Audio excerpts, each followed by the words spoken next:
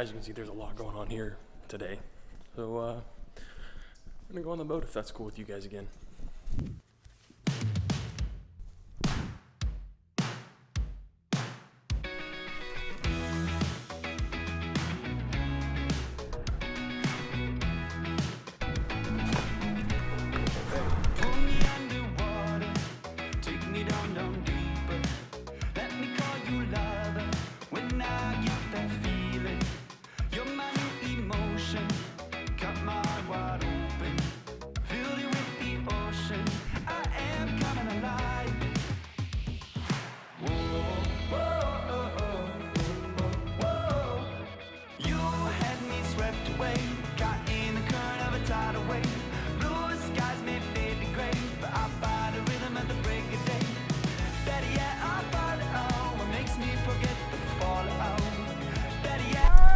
Take it off, crackhead, before you concussed.